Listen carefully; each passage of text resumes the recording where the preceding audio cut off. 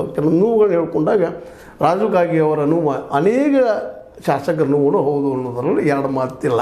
ಯಾಕಪ್ಪ ಅಂತಂದ್ರೆ ರಾಜೀವ್ ಗಾಂಧಿ ಅವರು ಒಂದು ಏನಪ್ಪ ಅಂದ್ರೆ ಅಲ್ಲಿ ಆ ಭಾಗದಲ್ಲೇ ಅದರಲ್ಲೂ ವಿಶೇಷವಾಗಿ ಪೂರ್ತಿಯಾಗಿ ಉತ್ತರ ಕರ್ನಾಟಕದ ಈ ದಂಡೆ ಅತನಿಗೀತಿನೆಲ್ಲ ಸುತ್ತಮುತ್ತ ಅತನಿಗೆ ಮತ್ತು ಕಾಗವಾಡಿಗಳೆಲ್ಲ ತಿರುಗಾಡಿ ಬಂದಂಥ ಆ ಭಾಗದ ಪರಿಸ್ಥಿತಿಗಳನ್ನು ನೋಡಿದಂಥ ಸಮೀಪದಿಂದ ಯಾವ ಡೆವಲಪ್ಮೆಂಟ್ ಆಗ್ತಾ ಇದ್ದಾವಪ್ಪ ಅಂತೇಳಿ ಬಾರ್ಡರ್ ಮಾಡಿದಂಥ ಯಾವುದೋ ಊರಾಗಲಿ ಆ ರೀತಿ ಡೆವಲಪ್ಮೆಂಟ್ ಇಲ್ಲ.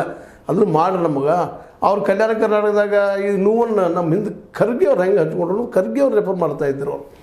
ನಮ್ಮ ಮಲ್ಲಿಕಾರ್ಜುನ ಖರ್ಗೆ ಅವರು ನೀವು ಏನೋ ಕೊಟ್ಟಿದ್ರಿ ಕಲ್ಯಾಣ ಕರ್ನಾಟಕಕ್ಕೆ, ಆದರೆ ನೀವು 5,000 ಕೋಟಿ ಕೊಟ್ಟಿನಿ 5,000 ಕೋಟಿ ಕೊಟ್ಟಿನಿ 5,000 ಕೋಟಿ ಕೊಟ್ಟಿನಿ ಅನ್ನೋಕ್ಕಿಂತಲೂ 50,000 ಕೋಟಿ ಕೊಟ್ಟರು ಕಡಿಮೆ ಅದು ಡೆವಲಪ್ ಆಗಬೇಕಾದ್ರೆ ಆ ಪ್ರಮಾಣದಲ್ಲಿ ದಕ್ಷಿಣ ಕರ್ನಾಟಕ ಬೆಳೆದು ನಿಂತದ ಅನ್ನೋಂಥ ಮಾತುಗಳಲ್ಲಿ ಅವರು ಬಹಳ ಒಂದು ಆಳದ ನೋವನ್ನು ಹಂಚ್ಕೊಂಡಿದ್ದಾರೆ.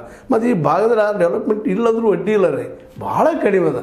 ಹೌದು, ಕೆಲವೊಂದು ಜನ ಅಷ್ಟು ಬೆಳೆದಿದ್ದಾರೆ, ಕೆಲವು ಜನ ಸಮಾಜದ ಕೆಲವು ಜನ ಅಷ್ಟೇ ಬೆಳೆದಿದ್ದಾರೆ. ಎಲ್ಲ ಸಮುದಾಯ ಇಲ್ಲಿ ಎದ್ದಿಲ್ಲ ಅನ್ನುವಂಥ ಮಾತುಗಳು.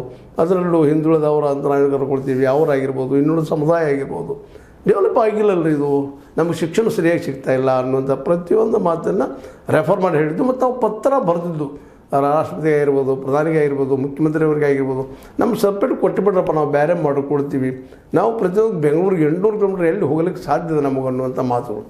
ಅಂದರೆ ಒಟ್ಟಾರೆಯಾಗಿ ನಿನ್ನೆ ರಾಜೀವ್ ಗಾಂಧಿ ಅವರು ಹೇಳಿದರೆ ಭಾಳಷ್ಟು ಸತ್ಯಾಂಶಗಳು ಮತ್ತು ವಾಸ್ತವ ಸ್ಥಿತಿ ಸಮೀಪ ಇದ್ದಂಥವುಗಳು ಇದ್ದಿದ್ರಲ್ಲಿ ಎರಡು ಮಾತ್ರ ಇಲ್ಲ. ಯಾಕಪ್ಪ ಅಂತಂದ್ರೆ ಈ ಉತ್ತರ ಕರ್ನಾಟಕ ಬಗ್ಗೆ ಸಾಕಷ್ಟು ಚರ್ಚೆಗಳು ನಡೀತಾ ಇದ್ದಾವೆ. ಏನೋ ಬೆಳಗಾವಿಗೆ ಬಂದದ ಒಂದು 10 ದಿವಸ ಬಂದದ ಈಗ ಈ ಒಂದು ಏನಪ್ಪ ಅಂದ್ರೆ